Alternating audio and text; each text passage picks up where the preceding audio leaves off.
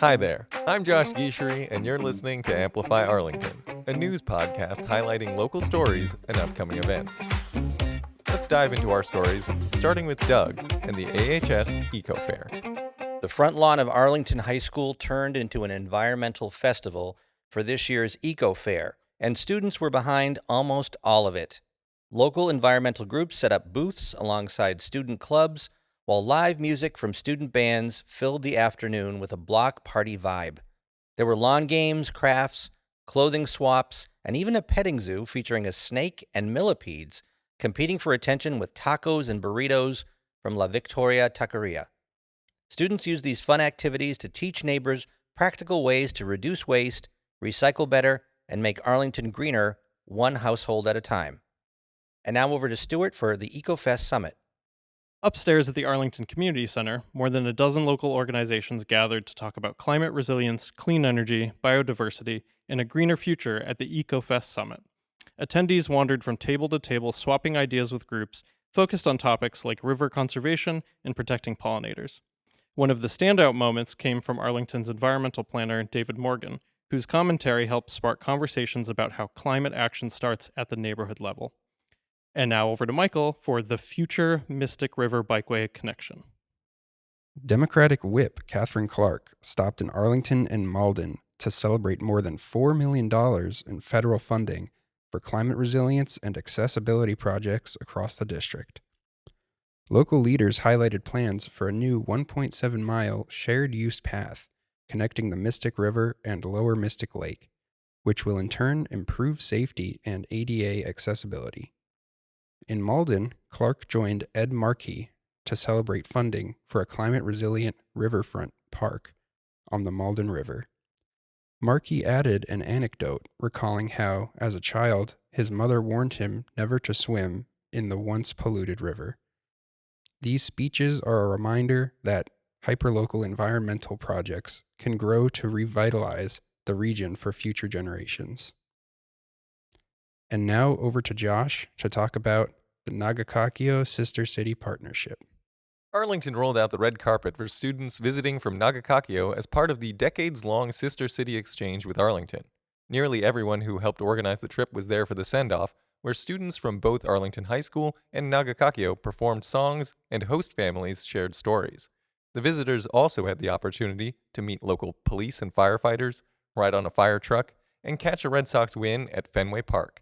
More than 40 years into the partnership, this program still demonstrates that cultural exchange works best when it includes baseball, ice cream, and many renditions of Sweet Caroline. Here's some upcoming events to look forward to. On Monday, May 25th, the public is invited to join the town's annual Memorial Day ceremony, honoring those who gave their lives in military service. The morning begins with a community gathering of remembrance at Robbins Memorial Town Hall, followed by decorating of memorial sites at the Old Burying Ground and Mount Pleasant Cemetery. A procession through town will take place along Mass Ave and Medford Street, before concluding with ceremonies at the cemetery. On Saturday, June 6th, a big congratulations goes out to the Arlington High School's class of 2026. Graduation takes place outdoors at Pierce Field, weather permitting. A live video feed from ACMi will also be made available. In the event of severe weather, the ceremony moves indoors to the AHS main gymnasium. Friends and family who cannot make it in person will be able to watch ACMi's live stream of the commemoration at home, celebrating this exciting milestone alongside Arlington's newest graduates. On Sunday, May 31st, from noon to 4 p.m., the Arlington Rainbow Commission will be hosting Town Pride festivities, featuring Arlington's very first queer market inside Town Hall. The event will spotlight queer-owned businesses, artists, makers, and community organizations from across Greater Boston, and a celebration of creativity and community pride. Organizers are inviting vendors and allies to take part in helping make this inaugural event a welcoming and colorful gathering for all. On Monday, June 1st, the Mystic Valley Area Branch NAACP will host an evening with Eddie Glaude Jr. at the Regent Theater to punctuate the release of his new book, America, USA, How Race Shadows the Nation's Anniversaries. Glaude, a Princeton professor and best-selling author, has become one of the country's most influential voices on race, democracy, and American identity. His new book examines the contradictions and unfinished history of the United States as the country approaches its 250th anniversary, challenging audiences to rethink familiar narratives about freedom and innocence. The Mystic Valley Area Branch NAACP organizes social events like these to support ongoing local work of equity and civic engagement. For tickets, visit regenttheater.com. We hope you check out these local events if you've got time. Now let's turn our attention to our op-ed piece. Starting with, I have an update for those who are interested in the APS district-wide Pride. It was supposed to take place on May 9th. It was rained out, and so it will be taking place in June and on June 13th, so a week after graduation, from 11 a.m. to 2 p.m. out on the lawn at the high school. That's where Pride is going to be moved to. So unfortunate that they didn't get to that this time around, but glad to see that it's still coming back during Pride Month. So an exciting event that happened this week is the A-Town Film Festival. So for those who don't know, it's the A-Town Teen Film Festival. I was in the judging party for that, and it was really cool to see everybody's work and and also be able to see it on the big screen and see everybody celebrating their awards. So I wanted to talk to you a little bit about that process, because I don't think a lot of people know what goes into that process. So walk us through how when we were initially starting with the film festival, there's always this idea that it's going to be judged, and like things are going to make the cut, some things are not going to make the cut naturally because you get a lot of submissions.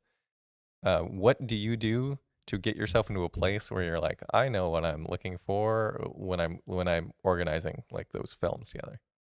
I mean, that's a good question. So in terms of the films, I mean, most films that are submitted get in for this festival, as long as I've been involved with it.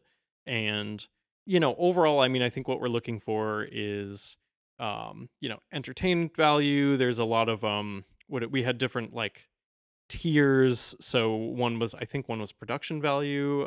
There's best acting. So in terms of the awards, I mean, first we try and figure out which ones are award winning, and then we kind of work our way down. But I mean, for the most part, they tend to be all very amazing for like the age group. They're very well put together. And yeah, it's amazing to see all that talent from just teenagers and it's from all over. So we got submissions from like Lowell, and can you think of some of the other Malden, Stoneham. Yeah, we had at least one film from a bunch of different areas. I think I believe it's 9 different cities and towns in Massachusetts have had someone from those areas submit film and get accepted. So yeah, it's a larger deal than just Arlington. Yeah, I think maybe some people think it's just Arlington films, but actually I think Arlington is just only a small selection of the films are actually from Arlington students. Right. I was very impressed with the creativity of these students this year. Especially there were some animated videos that were rather impressive. Yeah, this was the first year where I think best animation was a award category. Oh wow, really? Which is really cool. Yeah. Previously, I think we've had less awards in the past. So it was like best acting, best production value, best overall, and I think there was one more, and that was sort of the norm. But I think this year we've actually moved to, I think we had 7 different award categories, 6 or 7. Yeah, we had best editing, best sound design, best production value, animation. How many of these have you worked on previously? Just one. Just one of these. But I've heard about the process of the previous ones, as I've been sort of trained on what to expect. But you were judging films not for A-Town before.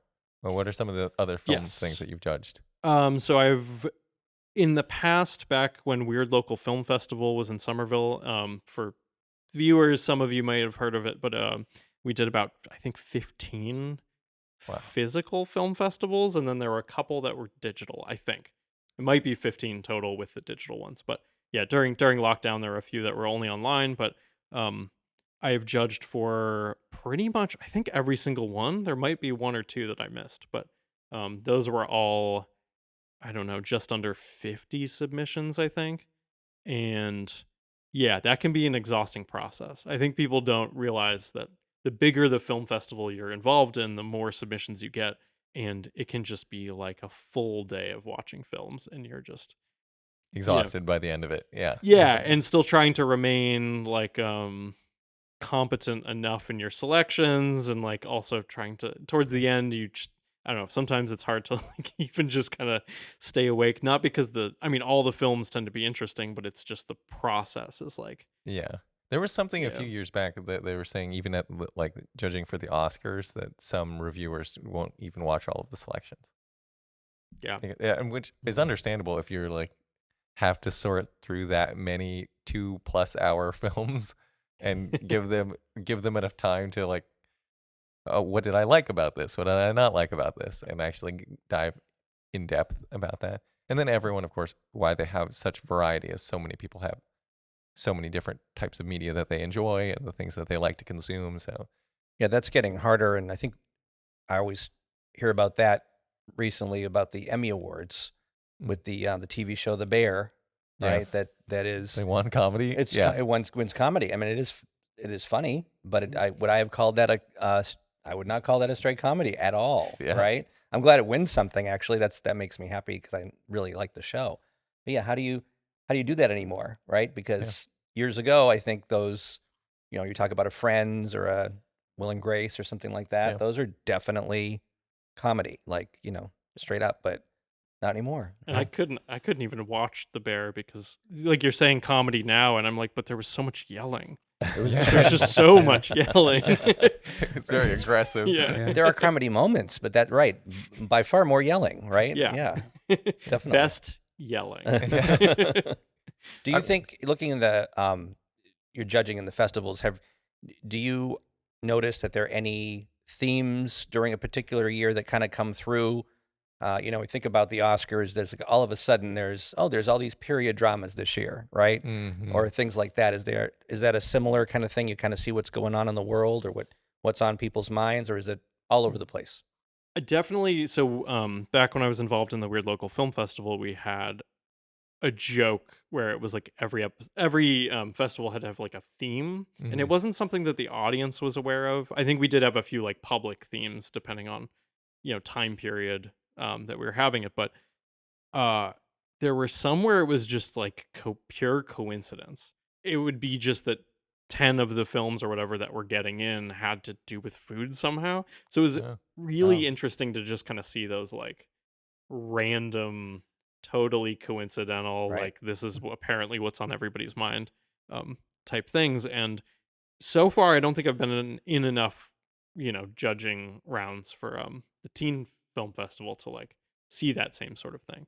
But yeah, it happens, and it's hard to tell where it comes from. I wonder if that's something that also affects other kinds of media, because I think TV and movies in particular, we see that a lot of, where it's like they come in waves, where it like the superhero phenomenon, and then like when it was going from animation to live action, or the other way when it was like now everyone's doing an animated film. I think it's more easy to gauge that, but I wonder if that's also something that they see in like the literary world. Oh, yeah. That's like books tend to follow also a path that, or like just again, just something that's just on everyone's mind, that comes up. I think back to when I was first watching Law and Order SVU, and It's a comedy, right? it's a comedy. Well, I mean, you could argue it's a comedy in the same way The Bear is a comedy. But initially watching that was like, oh, when you start noticing that they're drawing on actual events and like news stories that just happened, it's like, oh, they're just incorporating that headline that I read like a week ago, or it's something that everyone's talking about, and that makes sense because they can do that with the crime procedural. Mhm. And it's like, oh, well, we take whatever's happening in the news and we just change it a little bit, and then we can add that into. But yeah, I would be interested to see if that's something that books also follow. last weekend, I think it was last weekend at this point, my time is a little off, but I went to the Pops concert, Oh, yes. Arlington High School. Good friend of mine that I've known since my high school days, her son is graduating. So I got to see a whole bunch of those groups. I have yet to have, I come late, so I yet to see the Bros, which he's a part of, the a cappella guys group. So I hear that's great. I've always arrived late. They're always first. I've never seen it, so I have a really good record of that. But everything was great. It was, very well attended, town hall, and everything from the madrigals to the jazz band to the, everything all together on a theme of Broadway, a lot of Broadway songs. And it was really nice to see. And it was interesting to think of that friend of mine's son. This is the last time he's going to do any of this stuff. And it reminded me of what that felt like, that end of the year where you're in your senior year, where like, this is the last one of this is the last one of these things you're going to do, and how that must feel. It coming in as an adult looking at something like that, it seems kind of sentimental. And but I do remember a little bit of that time back, and I don't think I felt that way at all. I think I was like, good, that's it. That's the last one of these, right? And then you move on looking forward. So, but interesting to think of that time of your life, right? And to see how you react to it then, and then how you react to it now. Well, this is really the season for that. It's all about reflection, because I just had someone from when I was in middle school. We've known each other since middle school. She is now a teacher in New Zealand, teaching English, and she's teaching Romeo and Juliet, which is one of the first plays that we ever did together.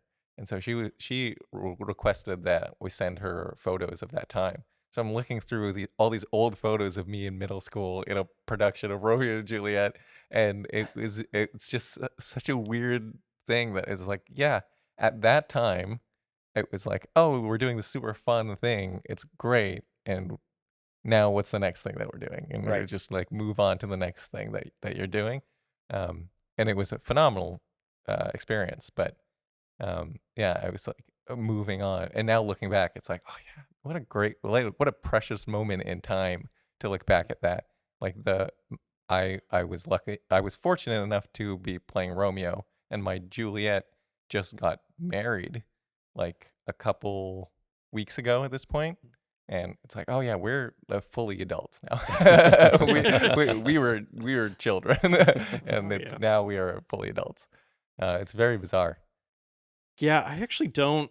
I remember having a specific conversation in high school where one of the students was like, I can't wait to graduate, because something about, I don't know that they didn't like high school, but they were like, kind of like, I can't wait to get out of here. And I remember saying with a bunch of other people in this class, like, no, this is great. Like, this is wonderful. But I also don't have the sentimental feeling of like, maybe I just haven't hit that point yet, or maybe I don't think about it a lot, but I'm not super sentimental about high school. But I do remember saying like, oh, I'm having a lot of fun and I like this. Yeah. But I kind of still feel like now it's, I don't know, just more of the same. I don't know. We're fortunate enough, and we're also, I think, in the right industry, because it aligns with the things that we like to do and we want to do.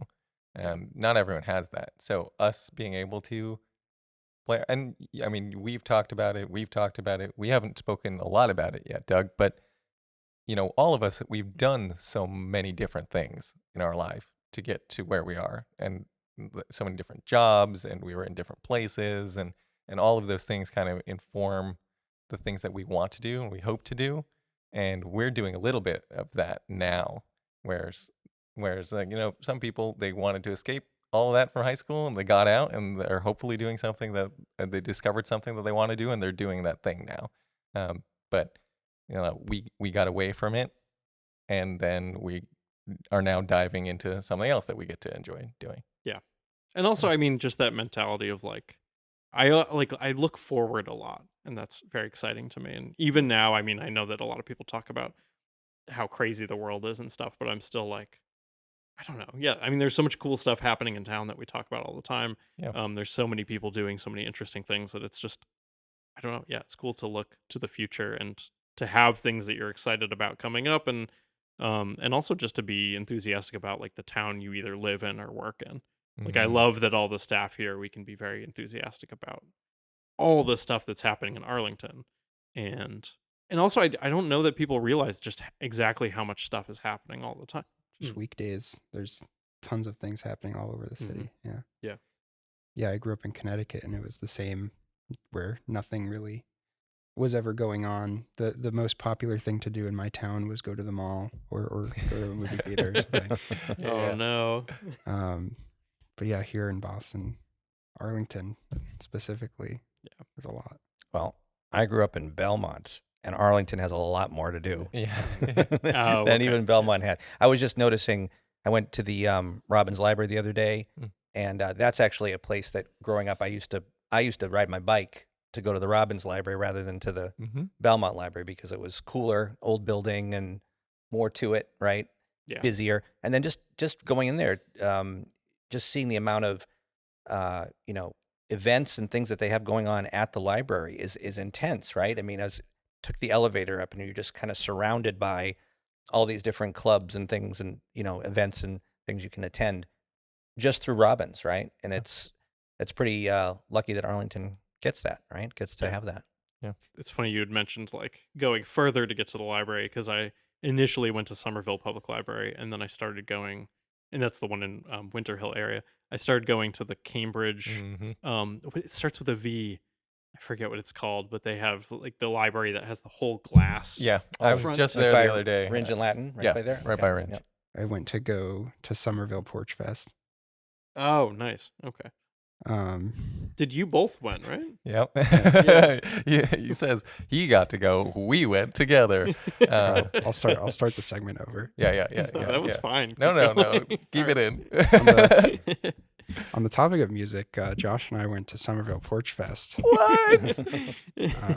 Good save. That was very fun, walking around seeing all those bands. It was really. Have you gone to Somerville? Have you gone to Porch Fest before? I've gone before. Yeah, this was a new area for me walking around, but I love going. The vibe everywhere is fantastic. All the food, people cooking, people dancing, just great time. And Arlington's is coming up soon. Yep, it'll be June 20th. Look forward to that.